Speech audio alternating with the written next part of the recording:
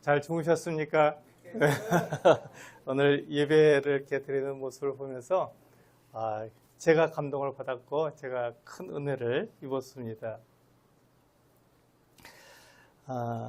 우리가 어디에 있든지 그렇게 하나님을 예배하고 또 하나님의 그 사랑을 같이 나타내는 것 같습니다.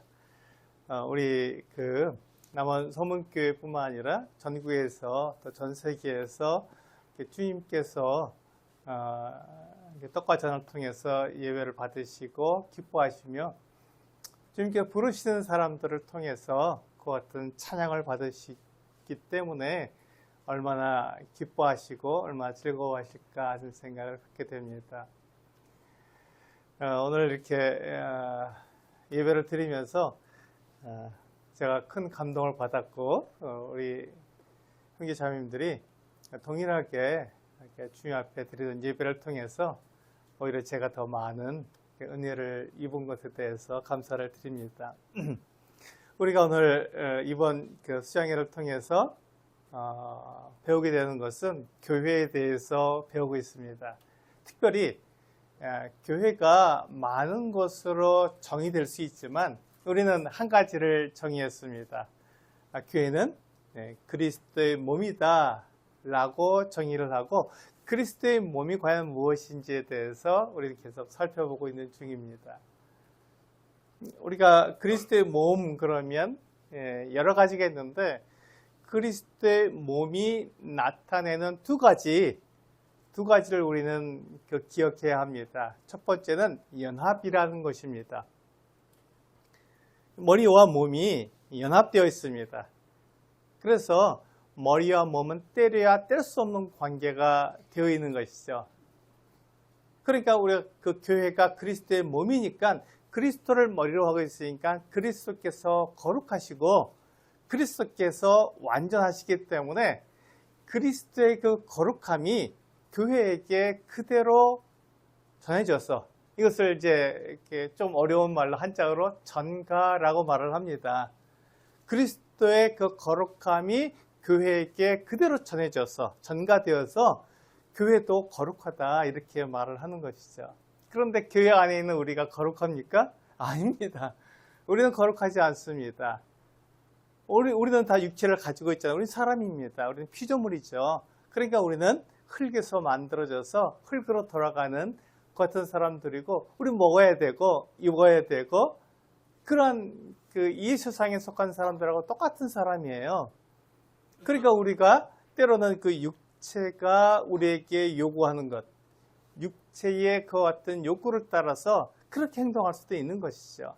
그런데 감사하게도 이 그리스도의 몸인 교회는 그리스도의 거룩을 그대로 전가되었잖아요. 덮어버렸다고 우리는 말을 합니다. 제가 여기 성도님들 앞에서 이렇게 옷을 입고 있는 것처럼 성도님들이 저를 보실 때 제 몸을 보는 게 아니라 제 옷을 보잖아요.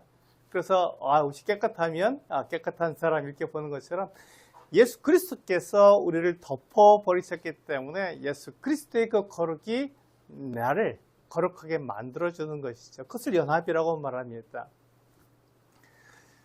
그것처럼 내가 거룩하지 않지만 내가 육체를 갖고 있어서 거룩하지 않지만 하나님께서 나를 보실 때 예수 그리스도를 통해서 보시기 때문에 내가 거룩하다 그렇게 말을 하는 것입니다. 두 번째는 뭐냐면 그리스도의 몸이기 때문에 그리스도의 몸은 머리가 생각하는 것을 그대로 머리가 계획하는 것을 그대로 몸으로 나타내고 있지 않습니까? 그래서 머리가 뭘 생각하는지 볼 수가 없습니다. 뭘 계획하는지 볼 수가 없어요. 그런데 그 머리가 계획하는 것, 머리가 생각하는 그것을 무엇을 통해서 알 수 있냐면 그 몸으로 무엇을 행동하는지를 보고 알 수 있습니다. 그래서 몸은 머리의 생각, 머리의 계획을 나타내는 기관이다 이렇게 말을 합니다. 그래서 우리가 음식을 먹을 때 어떻게 먹죠? 머리가 명령을 하니까 눈으로 보고 손이 가고 그래서 이렇게 입이 씹고 넘기면 온몸이 건강해지는 것처럼 그 영양분을 온몸이 다 받는 것처럼 그렇게 머리의 생각, 머리의 계획을 온몸이 나타낸다 이렇게 말씀을 드립니다. 그래서 우리 성도님들이 행하시는 모든 것들을 통해서 예수 그리스도, 우리의 머리 대신 예수 그리스도께서 어떠한 계획을 갖고 계신지, 어떻게 우리를 사랑하셨는지를 알 수 있도록 그걸 나타내는 그 같은 존재인 것이죠. 그래서 이 교회, 그리스도의 몸은 대단히 중요합니다. 이것을 정확히 알면은 우리가 그렇게 살 수 있는 것이죠.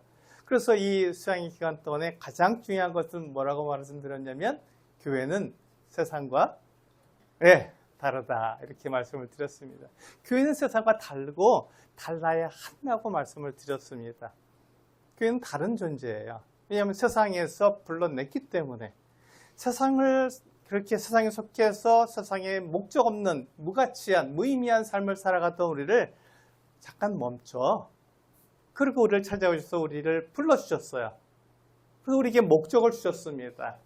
하나님을 위해 살아갈 수 있는 그런 목적을 주신 거예요. 그게 원래의 목적이었는데, 그 원래의 목적을 다시금 내가 회복할 수 있도록, 회개할 수 있도록, 하나님께로 돌아갈 수 있도록 그런 기회를 주셔서 하나님을 섬길 수 있도록 그렇게 만들어 주셨습니다. 그래서 그 사명을 우리에게 주셨죠. 그 사명 첫 번째가 내가 들은 그 소식과 같은 소식, 그 소식을 나만 가지고 있는 것이 아니라 다른 사람에게도 전해준다 해서 우리는 다른 사람에게 예수 그리스도를 전하는 그 같은 사명을 갖고 있다고 말씀을 드렸습니다. 두 번째는 그렇게 예수 그리스도를 믿는다고 우리가 동일한 믿음을 고백한 그 사람들을 어떻게 한다고요? 예수 그리스도를 닮기까지 성장시키는, 가르치는 그 같은 일을 한다. 이렇게 두 가지 사명을 교회에게 주셨다, 이렇게 말씀을 드렸습니다. 근데 그 사명을 감당하기 위해서 뭐가 필요한가요? 은사가 필요한 것이죠. 힘이 필요하고 능력이 필요합니다.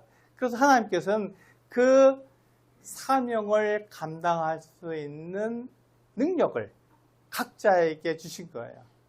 한 사람도 빼놓지 않고 예수 그리스도를 믿는 모든 사람에게 성령을 주신 것처럼 성령을 통해서 모든 사람에게 은사를 주셔서 그것으로 나를 자랑하는 게 아니라 예수 그리스도 하나님을 자랑하고 예수 그리스도의 십자가를 자랑하고, 그리고 다른 성도들을 도와서 그로 하여금 교회를 잘 이뤄가고 성장해 갈 수 있도록 돕는 그 같은 일을 하도록 만들어 주셨습니다. 그게 은사죠. 그래서 각자가 받은 은사가 있습니다. 그 은사는 나를 자랑하는 것이 아니라 하나님을 자랑하기 위해서 나에게 주어진 것입니다. 그건 선물입니다. 그건 선물이죠. 그래서 나의 어떤 자격이 아니라 하나님께서 나를 보시고 나에게 필요한 그 어떤 능력을 주시는 거예요. 무엇을 하라고요? 그 사명을 이루도록, 그래서 하나님이 나타나도록 하기 위해서 그 같은 능력을 우리 각 사람에게 주셨습니다. 그러니까 그 능력은, 그 은사는 눈에 보이는, 눈에 잘 띄는 그런 은사도 있는가 하면 눈에 보이지 않는 은사도 있습니다. 그래서 눈에 보이든 보이지 않든 다 중요한 것이죠. 왜냐하면 예수 그리스도께서 완벽하시기 때문에, 예수 그리스도께서 거룩하시기 때문에 그분이 완벽하시다면 그분에 붙어있는 지체들도 완벽한 것입니다. 비록 눈에 보이는, 눈에 띄는 은사든 눈에 띄지 않는 은사든 다 완전하고 거룩하고 존귀한 존재인 것이죠. 그래서 교회 안에 있는 모든 그 성도들은 다 귀하고 존귀한 것입니다. 그러니까 우리가 교회 안에서는 세상과 달리 서로 사랑하는 관계가 되는 것이죠. 그가 성숙한 사람이든지 그가 미숙한 사람인지 상관없이 같은 믿음을 가졌기 때문에 우리는 그를 사랑하고 존중하는 것입니다. 오늘은 그 네 번째 시간, 여기까지 이제 우리가 세 번째까지 은사까지 배웠던 것이잖아요. 네 번째 시간으로 뭐가 있습니까? 질서가 있습니다. 그 은사를 사용하고 교회 안에서 질서를 가지고 생활하도록 말씀해 주셨어요. 마음대로 막 나는 이런 은사를 하셨으니까 이렇게 나는 사용할래 하고 내 마음대로 하는 것이 아니라 하나님께서 그 능력을 어떻게 사용하라고 말씀하셨는지 그 질서를 아는 거예요. 질서가 필요한 것입니다. 그래서 이 수양회를 통해서 우리가 기억해야 할 것은 교회와 세상이 다르다는 것, 이것 하나는 분명하게 우리가 기억해야 합니다. 그래서 교회와 예수님이 한 몸이기 때문에 예수님의 지혜와 의로움과 거룩함과 구원이 교회의 것이 되었습니다. 그래서 하나님은 교회를 그리스도의 몸으로 삼으셨고 지금과 같이 다른 목적, 즉 사명을 주신 것입니다. 그 사명은요, 복음을 전하고 하나님의 뜻을 성도들에게 알게 해서 그리스도의 장성한 분량에 이르도록 성장하게 돕는 것입니다. 그것을 우리는 우리가 받은 사명이라고 말합니다. 그런데 그 사명, 그 은사를 어떻게 사용해야 되나 하는 것입니다. 네 번째 시간. 그래서 교회 안에 질서가 있다고 말하는 것입니다. 그런데 우리가 오해하는 것은 질서라고 말하면 우열로 알기 쉽습니다. 누가 높고 누가 낮은 그 같은 관계로 우리가 알아듣기가 쉬운 것이죠. 그래서 눈에 띄는 은사를 갖고 있는 사람은 높은 사람이고 나처럼 눈에 띄지 않는 은사를 갖고 있는 사람은 낮은 사람이야, 이렇게 생각하기 참 쉽습니다.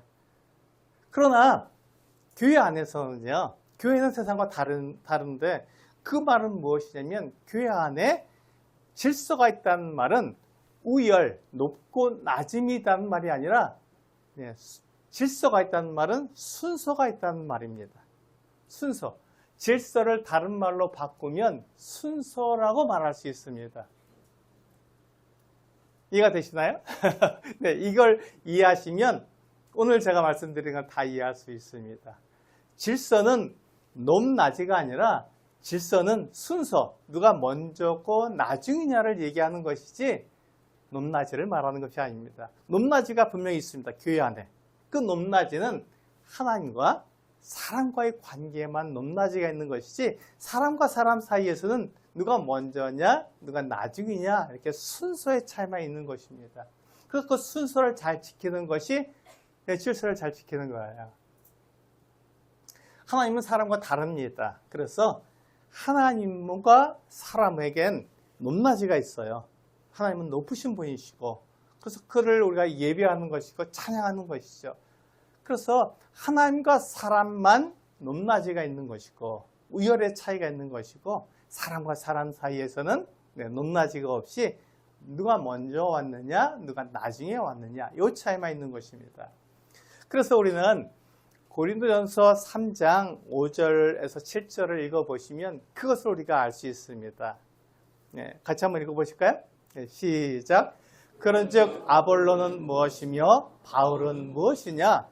그들은 주께서 각각 주신 대로 너희로 하여금 믿게 한 사역자들이니라. 심었고 아볼로는 물을 주었으되 오직 하나님께서 자라나게 하셨나니 그런즉 심는 이나 물 주는 이는 아무것도 아니로되 오직 자라게 하시는 이는 하나님뿐이니라. 여기서 우리가 기억해야 될 것은 뭐냐면 이 고린도 교회는요, 분파가 있었습니다. 고린도서 3장을 보시면 4개의 분파로 나뉘어져서 서로 이야기를 했습니다. 누가 더 크냐, 이 이야기를 한 것이죠. 그래서 어떤 사람들은 난 바울에게 속했어. 그러니까 내가 바울에게 속했으니 나는 큰 자야, 이렇게 말을 했던 것이죠. 바울이 잘 가르치고 복음을 잘 전하고 이방의 사도가 아니냐, 이렇게 말한 것입니다. 어떤 사람은 아니야, 나는 게바에게 속했어, 이렇게 말을 했습니다. 게바는 유대인의 사도이기 때문에 사도 중에 사도잖아요. 제일 큰 사도니까 나는 게바에게 속했어, 이렇게 말하면서 내가 으뜸이야, 이렇게 말을 했습니다. 어떤 사람은요, 아볼로에게 속했어, 이렇게 말합니다. 아볼로는 교사입니다. 잘 가르치는 사람이에요. 그러니까 아볼로에게 속했으니까 내가 얼마나 성경을 잘 알겠어, 이렇게 말한 것이죠. 네 번째 부류가 있었습니다. 이 부류는 우리가 잘 생각해 봐야 되죠. 이 네 번째 부류는 뭐라고 말했냐면 너희들 다 틀렸어. 우리는 다 그리스도에게 속했으니까 나는 그리스도에게 속한 사람이야. 내가 옳지, 이렇게 말을 한 겁니다. 그러니까 할 말이 없잖아요. 그리스도에게 속했기 때문에. 근데 이 바울은요, 이 네 분파 모두에 대해서 이야기를 했습니다. 다 잘못됐다. 그렇게 나눠주는 것이 아니냐. 그리스도께서 어찌 나뉘셨느냐, 이렇게 얘기한 것이죠. 우리가 생각했을 때 네 번째 부류 그리스도에게 속했다는 말이 옳은 것 같아요. 그 사람들이 맞는 것 같은데 왜 그들도 나뉘었다고 말하는지 이해하기 어렵습니다. 왜냐하면요, 그리스도에게 속했다는 것은 사실상 그것으로 다른 성도들과 다르다는 것을 말하는 거예요. 너희들은 사람에게 속했지? 나는 그리스도에게 속했어 라고 말하면서 다른 성도들과 내가 달라. 나는 이렇게 거룩해. 나는 이렇게 완전해 라고 말하면서 다른 성도들과의 차이를 말하고 있는 거예요. 그러니까 그것은 분파주의가 되는 것이죠. 그렇지 않습니다. 우리가 같은 믿음을 가졌으면 그 믿음으로 형제여 자매라고 부르고, 우리는 거기에서 누가 더 크냐 누가 더 작으냐를 말하지 않고 오직 하나님을 믿는 믿음으로 같이 동일하게 사랑하고 섬기게 하는 것입니다. 이것이 교회입니다. 교회는 세상과 다르죠. 세상은 나와 다르면 너가 잘못됐어 라고 말하면서 내가 옳다는 것을 주장해서 내가 그 사람보다 크다는 것을 나타내야 된다고 생각합니다. 그것이 세상이죠. 그런데 교회는 그렇지 않습니다. 교회는 다 하나님의 종들이고 하나님의 일꾼들이기 때문에 모든 사람들을 받고 모든 사람들을 사랑하는 것, 그것이 바로 교회입니다. 그래서 바울이 뭐라고 말했습니까? 고린도서 3장에서 누가 더 크냐 그것을 말하는 것이 아니다. 나나 아볼로나 다 똑같은 하나님의 종들 아니냐. 사역자라는 말은 일꾼이라는 말이에요. 종이라는 말입니다. 쉽게 말해서요.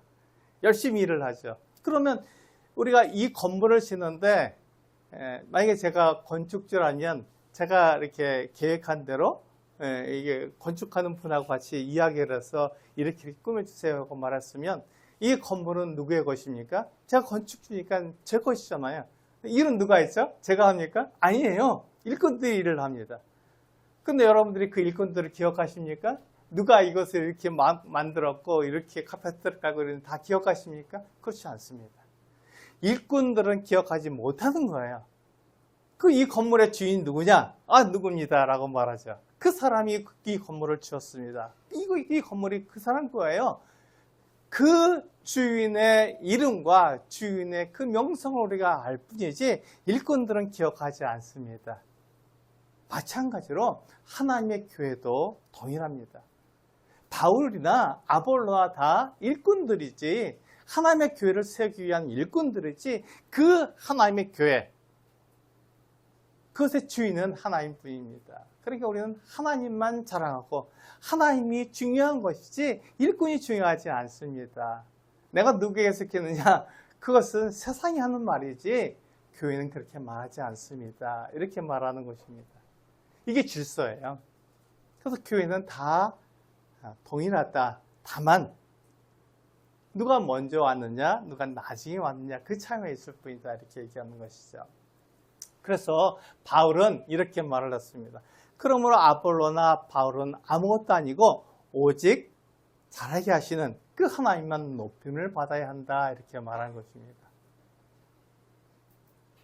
내가 누구에게 속했는지가 중요한 것이 아니라 그것을 통해서 하나님을 예배하고 있느냐, 하나님을 찬양하고 있느냐, 그분을 높이고 있느냐가 중요하다는 것입니다. 내가 남원 서문교회에 속해 있다는 것으로 그것으로 자랑하고 즐거워하는 것이 아니라 그 남원 서문교회를 통해서 하나님을 예배하고 있는지가 중요하다는 것이죠. 교회는 우리 성도님들을 교회라고 말하고 저를 성도라고 교회라고 말하지 않습니까? 나 한 사람 한 사람이 그렇게 하나님을 기억하고 하나님께 감사하고 있으면 교회가 그렇게 거룩해지고 건강해지는 것이죠. 그러니까 누가 그렇게 잘해야지 저 정도 이렇게 하나 이렇게 우리가 바라보는 게 아니라 내가 그렇게 섬겨야 한다는 것입니다. 그럴 때 교회가 건강해지고 그럴 때 하나님을 섬기게 되는 것입니다. 아주 아이들이 질서에 대해서 정확하게 잘 말해주고 있습니다. 질서가 뭐냐 이렇게 말을 했을 때 질서는 순서를 지키는 거야. 이렇게 말하고 있습니다. 그렇습니다. 질서는 순서예요. 누가 먼저고 누가 나중이냐를 말하는 것이 질서가 높낮이를 말하는 게 아니라는 것입니다. 그러니까 교회 안에는 높낮이가 아니라 누가 먼저고 누가 나중이냐를 말하는 것입니다. 그래서 그것을 좀 더 쉽게 설명하면 밥을 먹거나 화장실을 갈 때 차례차례 순서대로 하는 거야. 네, 이것이 질서예요. 이것을 지킬 때 우리는 질서를 지킨다, 순서를 지키니까요. 그래서 질서가 없으면 다 싸우게 돼요. 순서가 없으니까 새치기를 자꾸 해서 화도 나고 힘센 사람만 다 할 수 있어. 이렇게 말을 합니다. 죄송합니다. 제가 예찬 시간에 제가 거의 꼴찌로 먹거든요. 그래야지 이제 밥도 정리가 되고 반찬도 정리가 되는데 여기 오니까 맨 앞에 와서 먹으라고 막 그렇게 새치기 하라고 그러더라고요. 제 마음이 좋겠습니까? 근데 이제 강사니까 이거 이렇게 다 양보해 주시는구나 하는 것을 보고 감사가 됐습니다. 그래, 성도들이 그렇게 양보도 하고 그러는 거지. 그러면서 그걸 받아들였습니다. 질서는요, 순서를 지키는 거예요. 먼저 온 사람이 먼저 밥을 먹고 화장실도 먼저 사용하는 것이고, 네, 나중에 온 사람은 나중에 사용하는 것입니다. 그래서 질서가 없으면 큰일 나. 사람들이 다 다칠 수도 있어. 이렇게 말하는 것이죠. 이게 질서입니다. 질서를 잘 지켜라는 말은 바로 그것이죠. 그래서 교회는 그리스도의 몸이기에 머리이신 그리스도께서 말씀하시는 대로 순종하고 머리의 뜻과 계획을 따라서 움직이는 것을 말합니다. 이것을 우리는 두 가지로 말을 했죠. 연합이라는 말과 내가 머리의 뜻과 계획을 나타내는 그것은 몸이다 하는 것으로 말씀을 드렸습니다. 그것은 어떻게 나타난다고요? 질서를 통해서 나타나는 거예요. 무엇이 먼저이고 무엇이 나중인지 그 질서를 잘 지킴으로써 하나님이 이렇게 질서의 하나님이시구나. 마음대로 막 하는 게 아니라 질서 있게 하시는구나 하는 것을 알 수 있는 것이죠. 우리 야고보서에 보면요. 이것에 대해서 분명하게 우리들에게 교훈하고 있는 내용이 있습니다. 같이 한번 읽어보실까요? 야고보서 2장 1절입니다. 시작. 내 형제들아 영광의 주 곧 우리 주 예수 그리스도에 대한 믿음을 너희가 가졌으니 사람을 차별하여 대하지 말라. 네, 성경은 우리들에게 이렇게 말씀하고 있는 거예요. 우리가 같은 믿음을 가졌다면, 예수 그리스도를 믿는 그 믿음, 동일한 믿음을 가졌다면 사람을 차별하지 말라고 성경은 우리들에게 분명히 말씀하고 있는 것입니다. 그래서 이 말은 왜 나왔냐면요. 우리가 모이고 있는 이 회당에 부자가 들어왔습니다. 금가락지를 끼고 좋은 옷을 입은 부자가 들어왔어요. 또 그 뒤에 남루한 옷을 입은 가난한 사람이 들어왔습니다.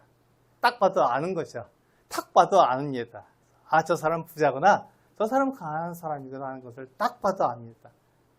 그때 어떻게 하겠냐 하는 것을 말하고 있는 것입니다. 야고보가 말할 때 너희가 외모를 보고 겉으로 봤을 때 탁 알 수 있는 그 부자를 선대해서 여기 좋은 데 앉으소서. 근데 가난한 사람을 보면서 너는 서 있든지 내 발등상 아래 앉아. 이렇게 말을 하게 되면 너희가 겉모습을 보고 외모를 보고 사람들을 차별하는 것이 아니냐. 이렇게 말하고 있는 것이죠. 그러면서 그렇게 하지 말아라. 교회는 세상과 다르다. 달라야 한다. 이렇게 말을 하는 것이죠. 우리는 높낮이가 아니라 누가 먼저고 누가 나중이냐지. 그 사람이 많이 가졌다고 해서 더 귀한 대접을 하고 그 사람이 적게 가졌다고 해서 천한 대접을 하는 것은 옳지 않다. 이렇게 말을 하는 것입니다. 그래서 교회는 높낮이가 아니라 누가 먼저 왔느냐, 누가 나중에 왔느냐를 말하는 거예요. 가난한 사람이 먼저 오면 어떻게 되죠? 네, 가난한 사람을 우선으로 대접해야 하는 것입니다. 네, 부자가 나중에 오면 나중에 온 사람은 나중에 일을 하도록 만드는 것이 질서를 지키는 거고 순서를 지키는 것입니다. 그렇지 않으면 싸우게 된다고 말하잖아요. 다치게 된다고 말하잖아요. 질서를 지켜야 한다고 말하고 있습니다.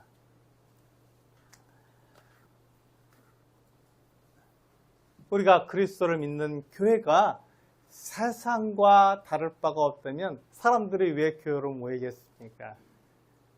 세상에서도 교회하고 똑같은데, 교회 가도 세상과 똑같은데 교회로 모일 이유가 없습니다. 세상과 교회가 달라야만, 그래야 사람들이 교회로 모일 이유가 있는 것입니다. 우리 성도님들이 이 세상과 다른 삶을 살 때, 교회로 모였을 때 하나님을 찬양하고 성도들을 사랑하고, 높낮이가 아니라 그 사람이 무엇을 가졌는지를 가지고 그 사람을 대해주는 것이 아니라 그 사람이 먼저 왔느냐 나중에 왔느냐를 가지고 대해준다면 그것으로 교회는 세상과 달라, 이렇게 말을 하면서 교회로 모일 이유가 충분히 있는 것이죠. 세상과 교회는 달라야 하고, 세상과 교회가 같다면 교회로 모일 이유가 없는 것입니다. 우리 잠언 17장 5절을 보면 그 이유를 이렇게 말씀하고 있습니다. 하나님께서 이렇게 말씀하고 계신 거예요. 같이 한번 읽어보시겠습니다. 잠언 17장 5절 시작. 가난한 자를 조롱하는 자는 그를 지으신 주를 멸시하는 자요, 사람의 재앙을 기뻐하는 자는 형벌을 면하지 못할 자니라. 여기 보시면 부자를 누가 만들었죠? 하나님이 만드셨습니다. 그럼 가난한 자는 누가 만드셨습니까? 하나님이 만드셨습니다. 부자나 가난한 자나 다 하나님이 만드신 거죠. 그렇다면 가난한 자를 멸시한다면 하나님을 멸시하는 것 아닙니까? 그를 만드신 하나님을 멸시하는 것 아닙니까? 하나님 잘못 만들었다고, 하나님 실수하셨다고, 가난한 사람을 하나님 만드셨어, 실수하신 것이, 이렇게 말하는 것은 잘못이다, 하나님이 실수하신다, 이렇게 말할 수 있다는 것입니다. 하나님이 실수하시는 분인가요? 그렇지 않습니다. 하나님은 실수하지 않는 분입니다. 하나님은 완벽하시고 완전하시기 때문에 결코 실수하지 않습니다. 사람은요, 사람은 실수합니다. 사람은 잘못하기도 하는 것입니다. 그래서 하나님께서 그를 잘못 만드셨다는 그 말은 무엇이냐면, 하나님이 실수하시고 하나님이 그를 잘못 만드셨다고 말하는 것과 같습니다. 가난한 사람, 너 가난하니까 별로 가진 것도 없으니까 너는 천대할 거야. 그러면 우리가 그를 만드신 하나님을 천대하는 것입니다. 하나님이 천대받으실 분이 아니잖아요. 영광을 받으셔야 할 분이고 높임을 받으셔야 할 분입니다.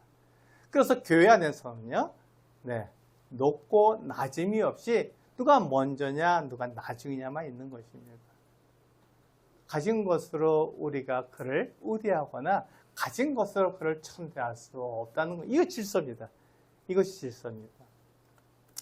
그런데 하나님은 그러십니다. 사람은 어떻다고요? 사람은 실수하고요, 사람이 만든 기계도 고장이 납니다. 우리 집을 이렇게 보시면 알잖아요. 이 집도 오래되면 어떻게 했죠? 수리해야 되죠. 고장 나니까요. 이건 제가 한 게 아니라 어린아이들이 이렇게 썼나 보더라고요. 그래서 사람도 실수하고 사람이 만든 기계도 고장난다고 그렇게 말을 했습니다.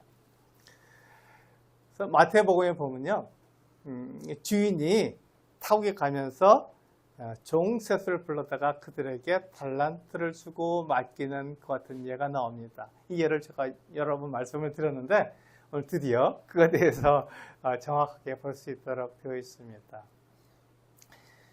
같이 한번 읽어보실까요? 마태복음 25장 14절과 15절입니다. 시작.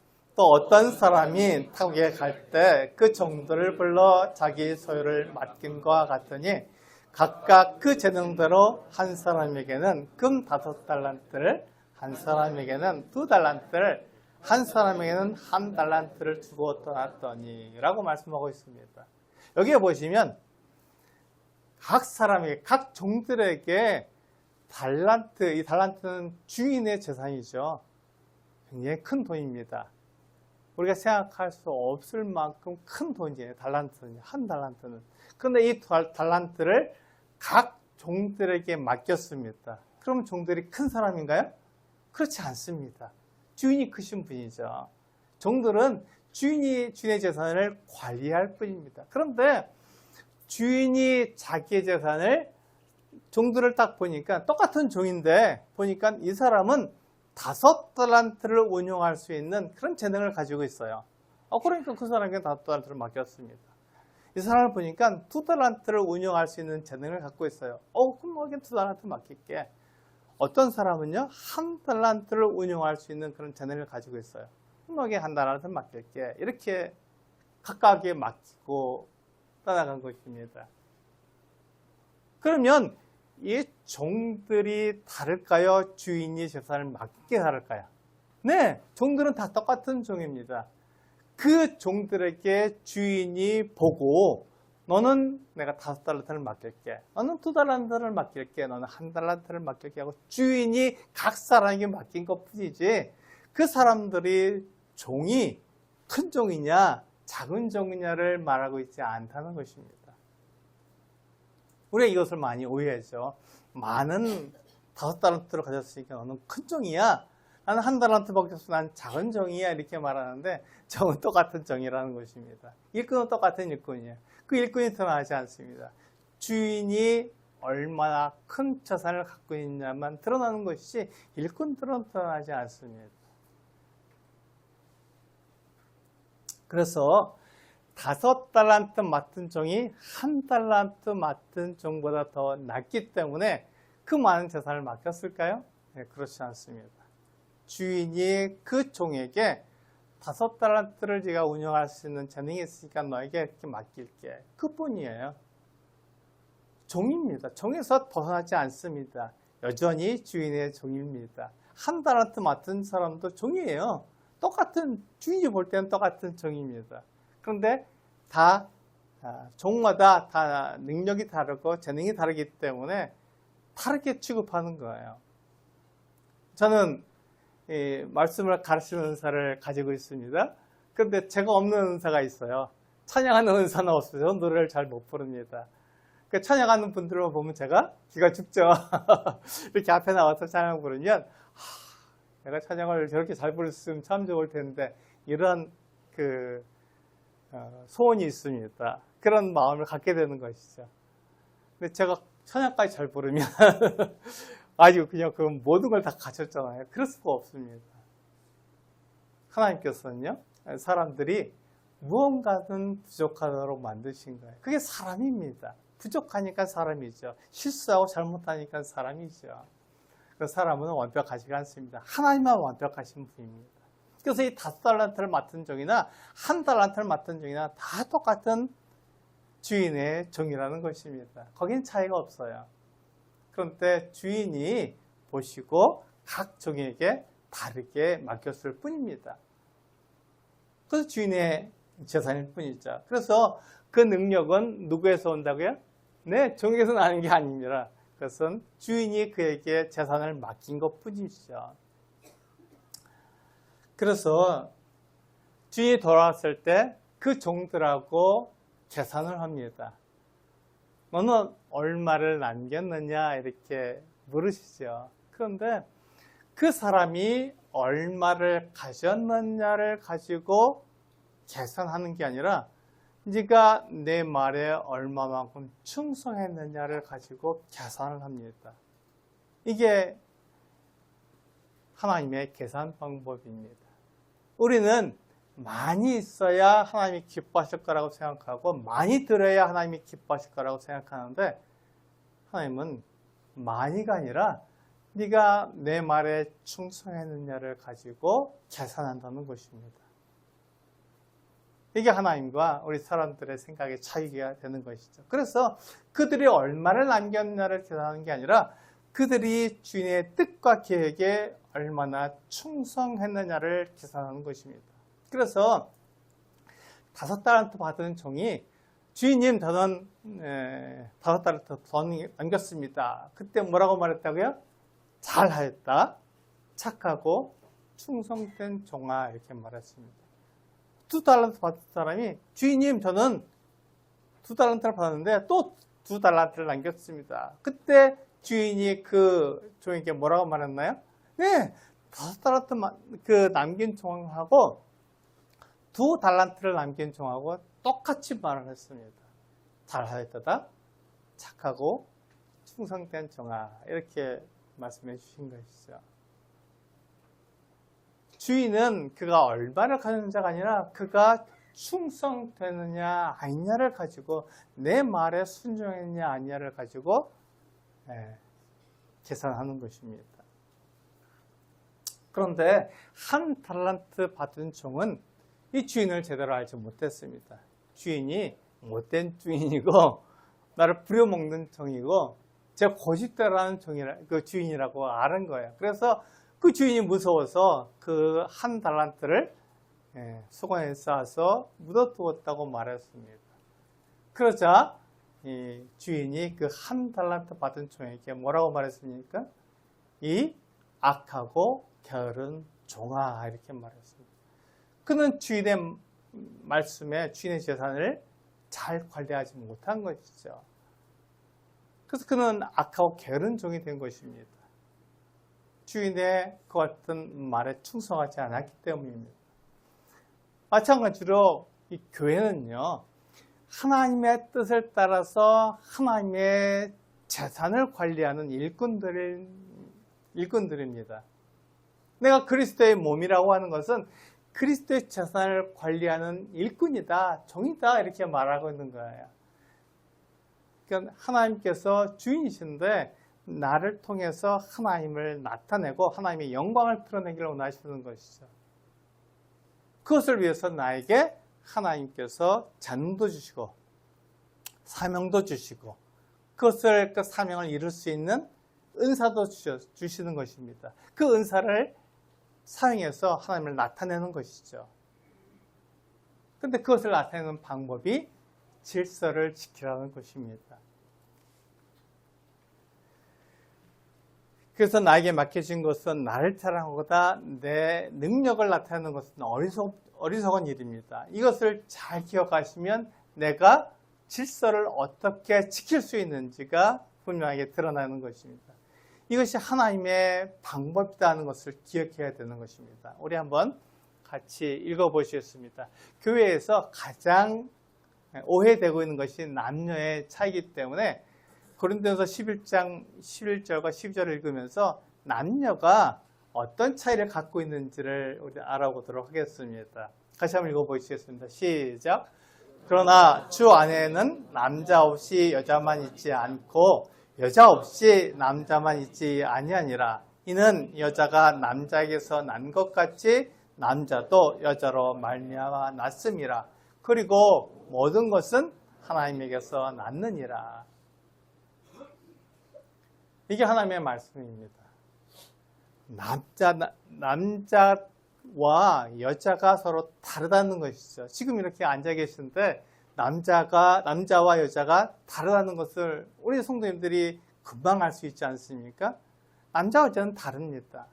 그런데 남자를 지으신 분도 하나님이시고 여자를 지으신 분도 하나님이십니다. 그러면 하나님께서 남자를 지으실 때 또 여자를 지으실 때 실수하실까요? 그렇지 않습니다. 완벽하게 지으셨습니다. 남자도 완벽하게 지으셨고 여자도 완벽하게 지으셨습니다. 남자든 여자든 다 거룩합니다. 완벽한 것이죠. 근데 왜 남자와 여자가 다를까요? 그것은 목적이 다르기 때문에 그렇습니다. 남자를 지으신 목적과 여자를 지으신 목적이 다르기 때문에, 그들의 역할이 다르기 때문에 다르게 지으신 것이죠. 근데 세상은 어떻습니까? 세상은 남자와 여자를 어떻게 했다고요? 차별해 왔습니다. 남자가 여자를 이렇게 짓눌렀어요. 그래서 남존여비라고 하는 사상이 있었습니다. 지금 그렇지가 않죠? 지금도 그런가요? 잘 모르겠지만 남자와 여자가 차이가 있다. 그래서 남자는 높고 여자는 낮다. 이렇게 말하는 때가 있었습니다. 이것을 남존여비라고 말합니다. 남자는 존귀하고 여자는 비천하다 이렇게 말하는 것이죠. 세상은 그렇습니다. 그럼 교회는 어떤가요?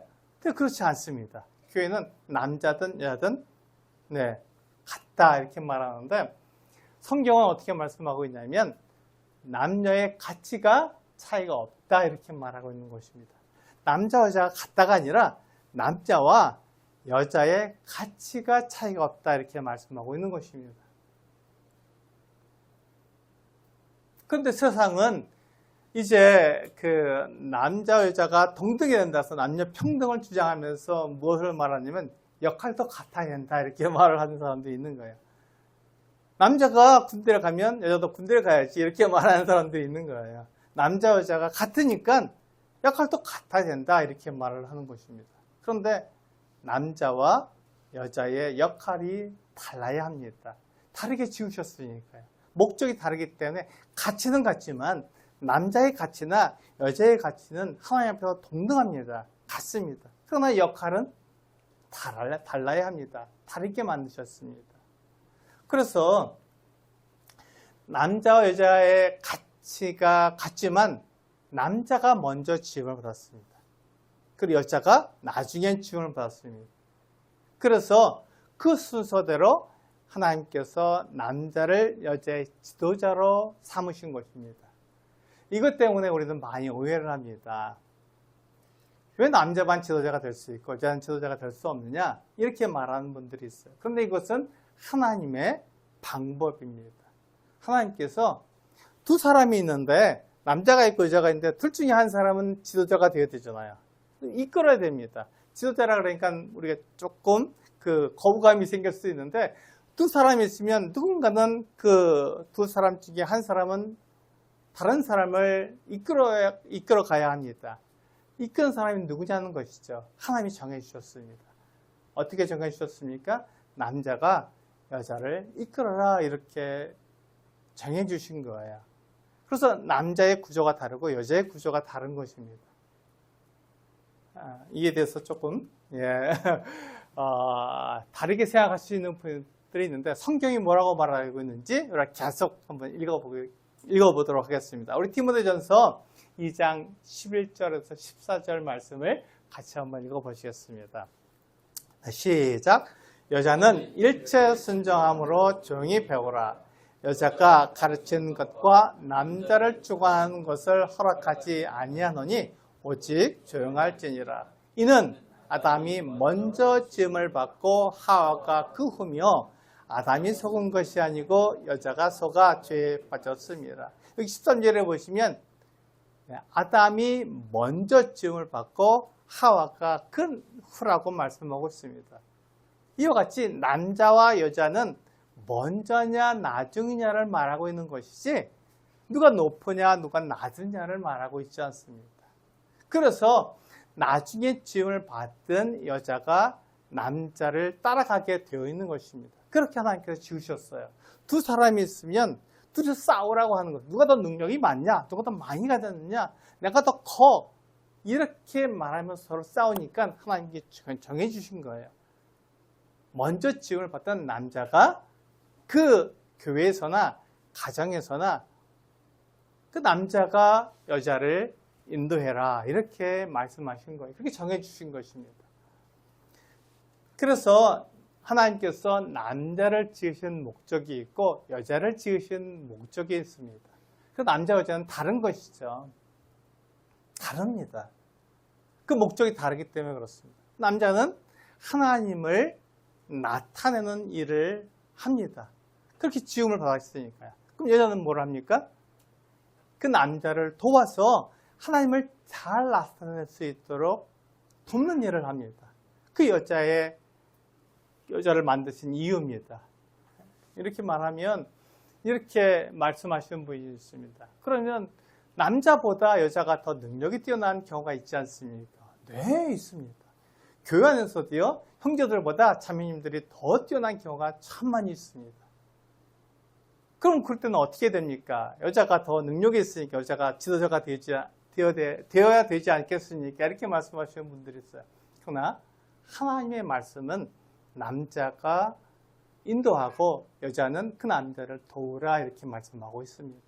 그래서 능력이 많은 그 여자, 능력이 많은 아내, 능력이 많은 그 자매들이 형제들을 돕고 남편을 도와서 그가 하나님을 잘 나타낼 수 있도록 도와주라는 것입니다. 그게 하나님의 방법이에요. 그래서 여자들은 능력이 많고 더 많은 것을 알 수 있지만 그 여자가 그것으로 남편에게 말을 해주는 거예요. 성경은 이렇게 말씀하고 있고 하나님께서 이렇게 말씀하고 있기 때문에 이렇게 우리 가정에 가야 되지 않겠습니까? 우리 교회가 이렇게 가야 되지 않겠습니까? 하고 남편에게 말을 하는 거예요. 그 남편이 그 말을 들었을 때 결정을 누가 하죠? 남편이 합니다. 남자들이 하는 거예요. 그래서 그 결정을 남자들이 할 수 있도록 하나님께서 정하신 것이라는 것입니다. 네, 남자와 여자는 가치는 같아요. 그리고 어떻게 보면 여자가 더 능력이 더 많을 수도 있습니다. 남자보다. 그 능력 많은 것으로 남자를 도와서 하나님을 드러내라는 것입니다. 그 능력을 이렇게 죽이라는 것이 아닙니다. 남자가 더 크니까 여자는 죽어야 돼. 이렇게 말하는 것이 아니에요. 그것을 우리는 오해해서 남자는 커야 되고 여자는 작아야 돼. 이렇게 말하는데 그렇지 않습니다. 남자든 여자든 하나님께 주신 그 재능, 그 은사, 그 능력을 가지고 다 발휘할 수 있습니다. 그러나 그 역할에 있어서의 차이점이 있기 때문에 여자는 남자를 도와야 하는 것이죠. 돕도록 되어 있습니다. 그래서 하나님께서 남자를 지으신 목적이 있고 여자를 지으신 목적이 있는 것입니다. 자매님들이 교회에 오시게 되면 머리에 너를 씁니다. 왜 쓰죠? 내가 지도자가 되지 않겠다는 그 표시로 그렇게 머리에 너를 쓰는 것입니다.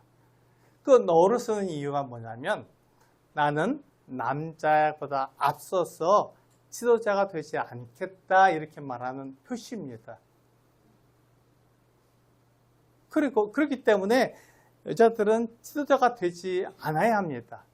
대신에 어떻게 할 수 있죠? 능력이 많고 또 그렇게 많은 것을 알고 있는 그 자매님들은 어떻게 되죠? 그 남편을 도와줘야 하는 것입니다. 형제들을 도와줘서 교회가 바르게 갈 수 있도록 하나님의 뜻 안에서 바르게 갈 수 있도록 도와줘야 하는 것입니다. 그래서 바른 결정을 내릴 수 있도록 자매님들이 도와주시는 거예요. 형제들을 돕는 것입니다. 그렇게 해서 교회가 바르게 갈 수 있도록 그렇게 만들어주는 것이 자매님들이 하는 일입니다. 결정은 형제들이 하지만 그 형제들이 바른 결정을 내릴 수 있도록 도와주는 것, 이게 도와주는 것도 이끌어가는 게 아닙니다. 이것을 기억하셔야 됩니다. 반드시 기억하셔야 할 것은 하나님께서 그렇게 정하셨기 때문에 남자를 그렇게 만드셨고 여자를 그렇게 만드신 것입니다. 그럼 남자들은 잘못하고 실수하지 않을까요? 그렇지 않습니다. 남자들도 연약하기 때문에 육체를 가지고 있기 때문에 실수하고 잘못할 수 있습니다.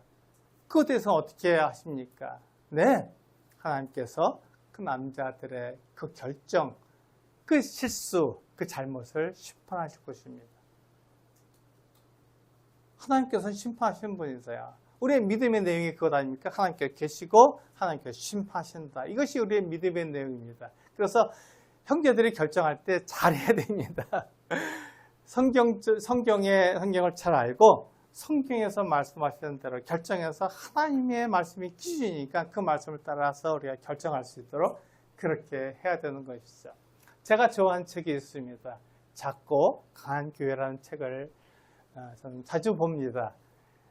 이 책을 보면요, 작은 교회가 얼마나 큰 교회와 다른지를 얘기하고 있는 거예요. 그래서 이 작고 강한 교회가 가지고 있는 그 특징이 있습니다. 그들은 이 성도들하고 가깝게 지내요. 언제든지 물을 수 있고 언제든지 같이 교제할 수 있는 것이 이 작은 교회의 특징입니다. 큰 교회는 그렇게 할 수가 없습니다. 멀리 봐야 돼요. 목회자를 멀리 봐야 돼요. 일꾼들이 멉니다. 그래서 가까이 하기가 어렵죠. 그러나 작은 교회는 이렇게 그와 같은 일꾼들하고 함께 지낼 수 있고 언제든지 내가 궁금한 게 있으면 가서 물을 수 있기 때문에 작은 교회는 그런 면이 좋다 이렇게 말하고 있는 것입니다. 이 작고 강한 교회를 저는 참 좋아합니다. 그래서 이 하나님께서 각 사람이 맡은 일에 대해서 어떻게 충성했느냐를 보는 것이지 많은 것을 이루느냐 이것을 보시지 않는다는 것입니다. 작은 교회, 큰 교회 서로가 다르지만 그 곳에서 하나님을 어떻게 섬기느냐가 중요한 것이지 크냐 작으냐를 말하고 있지 않습니다. 우리가 교회에서 또 가정에서 보게 되는 이렇게 남자와 여자의 차이점이 있는가 하면 또 한 가지 차이점이 뭐냐면 부모와 자녀 간의 차이점입니다. 부모와 자녀가 있으면 그 차이점이 있습니다. 그럼 누가 먼저죠? 예, 부모가 먼저입니다. 그러니까 자녀들은 부모에게 순종하라고 말씀하고 있습니다. 자녀들은 부모에게 순종해야 되는 겁니다. 이 순종이란 말을 우리가 오해하기 때문에 부모가 말하면 무조건 따르는 것을 순종이라고 생각합니다. 그렇지 않다는 것입니다. 순종은요, 물론 따릅니다. 따르는데 결정을 부모가 내렸을 때 그것을 따르는 것이 순종입니다. 근데 결정을 내리기까지 자녀들도 부모에게 말할 수 있는 자격이 있는 것이죠. 아빠 이렇게 해요. 이것이 성경에서 옳잖아요. 하나님께서 이렇게 말씀하셨잖아요. 그것을 서로 이야기할 수 있는 관계. 그것을 우리는 성경적인 가정이라고 말합니다. 그래서 결정은 부모가 결정을 내리지만 그 결정을 하기까지 자녀들은 얼마든지 부모에게 이야기할 수 있다는 것입니다. 그래서 우리가 생활하고 있는 그곳에는 상전도 있고요, 종도 있습니다. 지금은 우리가 종이나 상전의 개념이 아니라 그 회사에서 직위가 높은 사람이 있고 직위가 낮은 사람이 있습니다. 그럼 어떻게 되죠? 누가 더 먼저입니까? 네, 직위가 높은 사람이 먼저이고 직위가 낮은 사람이 나중입니다.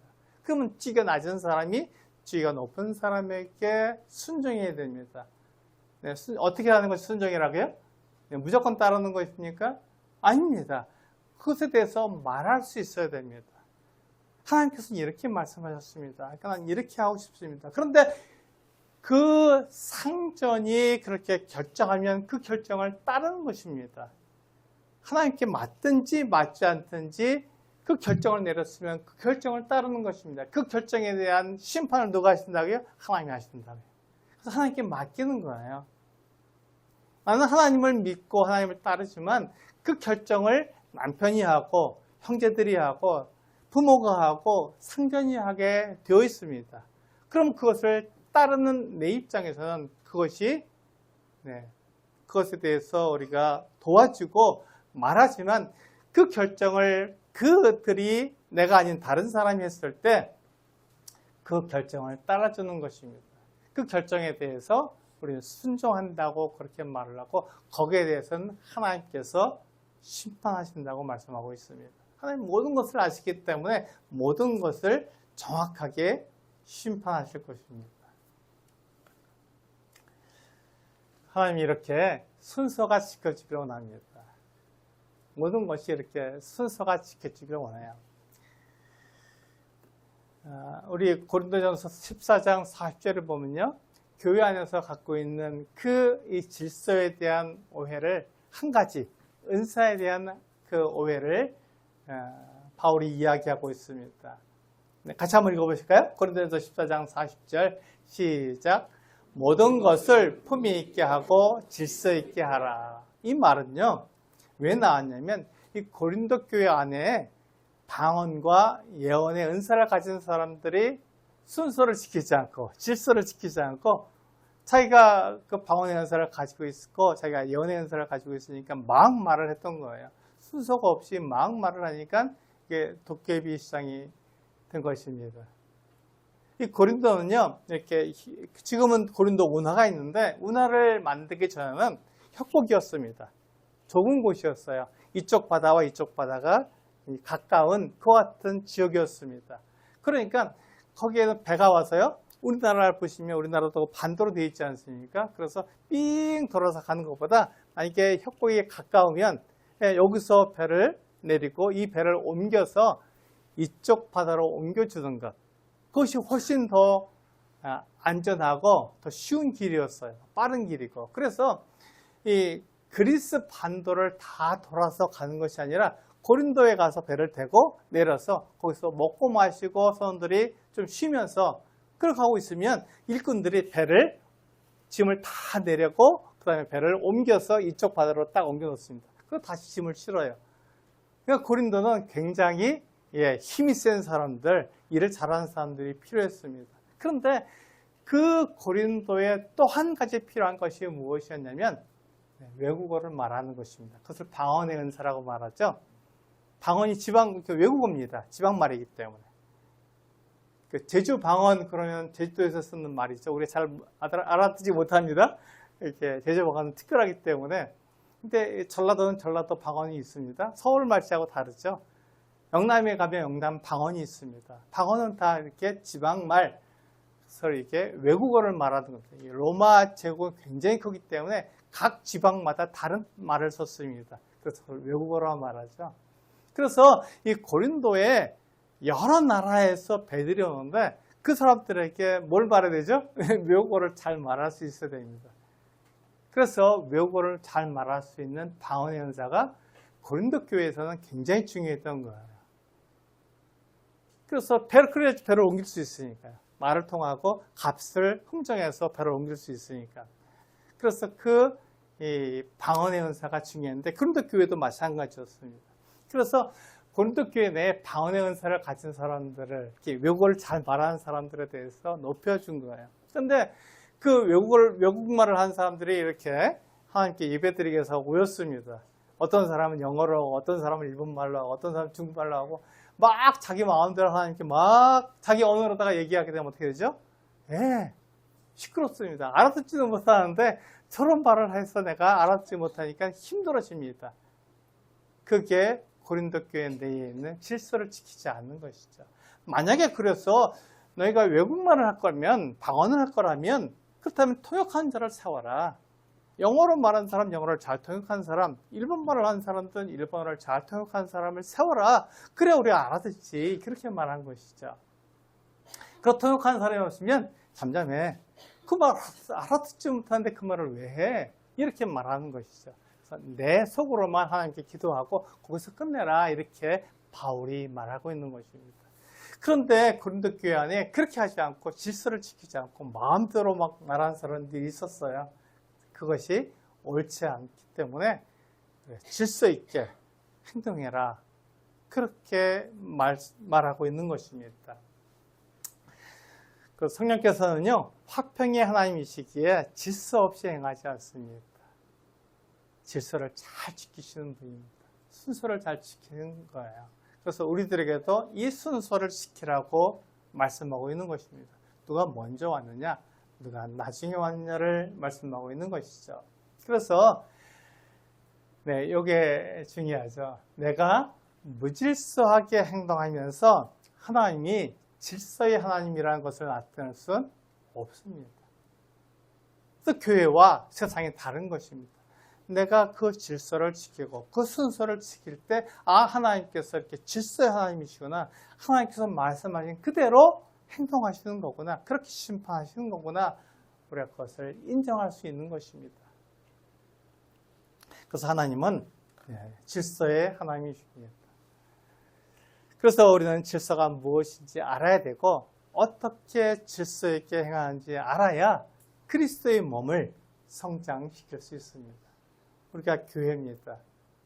그래서 우리는 질서를 지킬 때 하나님이 그렇게 사람을 만드셨고 그렇게 이 세상을 운영하시는구나 하는 것을 알 수 있어서 질서, 순서를 지킴으로써 하나님이 질서의 하나님이라는 것을 나타낼 수 있는 것입니다.